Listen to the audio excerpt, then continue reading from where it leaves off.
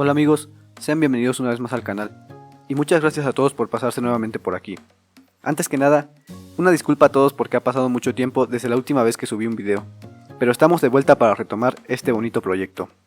El día de hoy estoy muy contento porque empezamos con lo bueno. Empezamos con el diseño de elementos de concreto en flexión.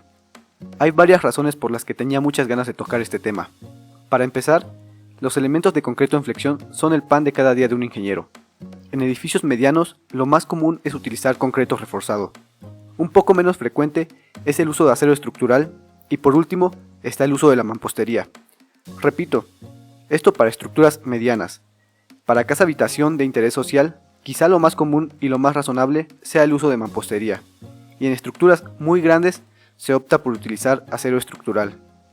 Pero lo más común es la construcción de estructuras medianas, y por tanto el uso de concreto reforzado es más frecuente.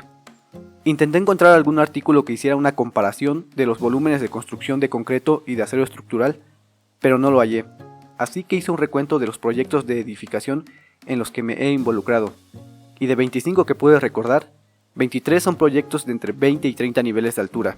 De estos, 18 se proyectaron en concreto y 5 en acero. Los dos restantes son proyectos con menos de 4 niveles, y se resolvieron utilizando mampostería confinada. En puentes vehiculares creo que la diferencia es mayor. Nuevamente no conseguí una fuente, pero en lo que me tocó ver cuando trabajé en ese rubro, el 90% de los puentes eran construidos utilizando concreto reforzado o preesforzado, y solo el 10% en acero. Y en estructuras de 1 o 2 niveles, en las que se requieren grandes claros como naves industriales, plazas comerciales y grandes bodegas, lo más común es utilizar estructura metálica. Estos son los tipos de estructura en los que he tenido la fortuna de participar hasta hoy. Más del 80% de lo que he visto se resolvió utilizando concreto reforzado.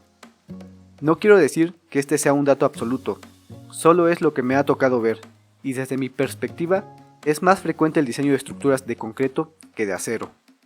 Y es por esto que para mí es muy importante comprender muy bien este tema, que tampoco es muy complejo, así que no hay de qué preocuparse, pero en el momento en que un ingeniero lo domina, se vuelve útil para cualquier despacho de diseño estructural. Mis primeros pasos en el diseño estructural de edificios fueron diseñando elementos a flexión. Algún ingeniero del despacho, con muchísima más experiencia que yo, me daba el modelo del edificio en el que estaba trabajando, y me decía, arma las traves, es decir, definir la cantidad de acero a flexión y cortante que requería la trave para que tuviera la resistencia adecuada. Por cierto, del cortante hablaremos algunos videos más adelante. Entonces, yo determinaba cuántas varillas longitudinales y cuántos estribos necesitaba la trave, y esa información se la daba a un dibujante para que él la plasmara en los planos. Dominar este tema fue muy importante para mí, pues al hacerlo bien me sentía productivo y útil para el despacho, y me daba la confianza para seguir aprendiendo nuevas cosas. En cierto sentido, era como una plataforma de seguridad para mí. Cuando me empezaron a asignar otras cosas pensaba, pues si no me sale bien esto, por lo menos no me van a correr. Pueden regresarme a diseñar traves mientras aprendo. Es como cuando en un juego de misiones llegas a un punto en el que puedes guardar tu progreso. Después de guardar, avanzas sabiendo que aunque falles, no te regresarán hasta el principio. Por fortuna, nunca tuve que utilizar mi plataforma de seguridad, pero siempre es bueno sentirse a salvo. En resumen, el diseño de elementos en flexión es un tema sencillo, pero de gran utilidad en la práctica profesional. Citando a un poseedor de una gema del infinito, es un hechizo simple, pero inquebrantable. Otra de las razones por las que me gusta este tema es que, como mencioné antes, es en este punto donde utilizamos los resultados del análisis para generar información que un dibujante puede plasmar en planos. Yo puedo pasar días o a veces hasta semanas trabajando en un modelo, viendo la geometría, cargas, secciones, revisando que los resultados sean coherentes y no haya errores graves. Pero hasta que no veo información vaciada en planos estructurales, no siento un avance real, palpable. Por eso cuando estoy usando mi hoja de diseño de elementos de concreto en flexión, me siento muy bien, porque sé que pronto un gran avance se verá reflejado en los planos. También me alegra tocar ese tema porque nos abre la posibilidad de futuros temas para el canal. Por ejemplo, el diseño de elementos pretensados y postensados, y el diseño de elementos que trabajan en sección compuesta. Ya les dije por qué me tiene contento este video. Les voy a contar cómo abordaremos el tema. Primero, voy a explicar la parte esencial de la teoría, y vamos a ir haciendo una hoja de cálculo muy sencilla que terminaremos en este mismo video. En los siguientes videos voy a explicar con mayor profundidad la mayoría de los conceptos que hayamos utilizado para hacer nuestra hoja. Y para finalizar, vamos a afinar esta con todas las consideraciones indicadas en el reglamento de diseño. Y aprovecho para mencionar que en estos videos vamos a utilizar el reglamento mexicano, o sea, las normas técnicas complementarias. Si alguien nos ve desde otro país, puede enviarnos el código de diseño que utilicen a la página de Facebook del canal o dejarlo en los comentarios para revisar si hay alguna diferencia sustancial y comentarla en un video futuro. Alguno de ustedes pensará, pero ¿para qué hacemos una hoja de cálculo si la mayoría de los programas ya tienen una función para hacer el diseño de elementos de concreto? Y en parte tienen razón, pero soy de la idea de que entre más dejemos hacer a los programas y menos nos involucremos en el diseño, es más sencillo pasar por alto errores pequeños o grandes. Ver los patrones y los valores de los diagramas de momentos nos ayuda a detectar algunos de esos errores. Alguno también pensará, ¿por qué no nos pasas tu hoja de cálculo? ¿Explicas cómo utilizarla y ya?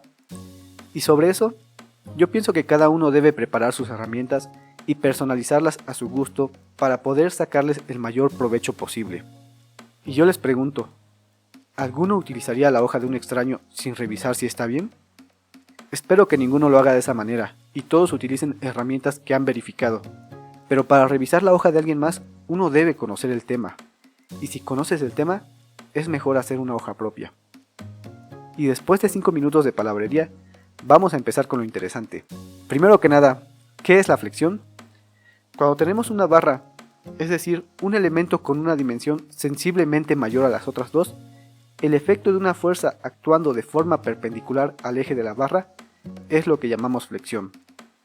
Por ejemplo, cuando en alguna caricatura o película utilizan el tronco de un árbol para cruzar un río, el tronco es la barra, y el peso de los personajes, en este caso Snorlax, es la carga actuando de forma perpendicular al eje del tronco. Entonces el tronco sufre un esfuerzo de flexión. Soy muy malo dibujando, así que dibujé a Snorlax con puras bolitas. Un ejemplo más cotidiano que se me ocurre, y probablemente a la mayoría le resulte familiar, aunque puede que no. Yo he visto que cuando en una boda, bautizo o una fiesta de ese tipo hay más personas que sillas, se suele improvisar. Buscan unos tabiques, una tabla y ya se tiene una banca.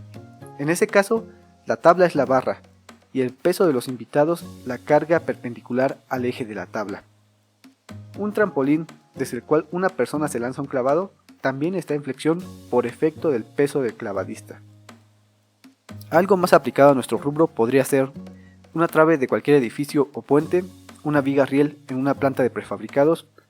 Son algunos ejemplos que se me ocurren de elementos tipo barra con una carga perpendicular a su eje, causando flexión en la misma. Pero la flexión no es exclusiva de las barras. En elementos tipo área, que son aquellos con una dimensión sensiblemente menor a las otras dos, el efecto de una fuerza actuando de forma perpendicular al plano del área también provoca flexión. Por ejemplo, una losa que debe resistir el efecto de las cargas gravitacionales o un muro que debe resistir el empuje del terreno o del agua.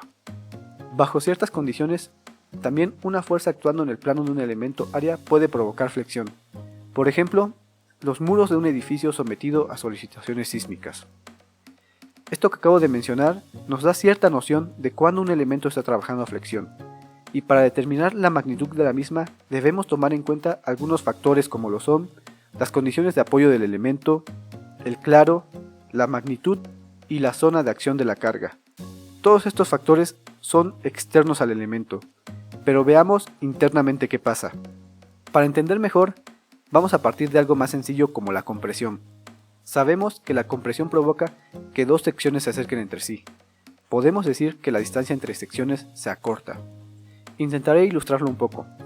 En la imagen podemos ver que si tomamos dos secciones en un elemento, en este caso A y B, y aplicamos compresión sobre el elemento, ambas secciones sufren un desplazamiento hacia el interior del elemento.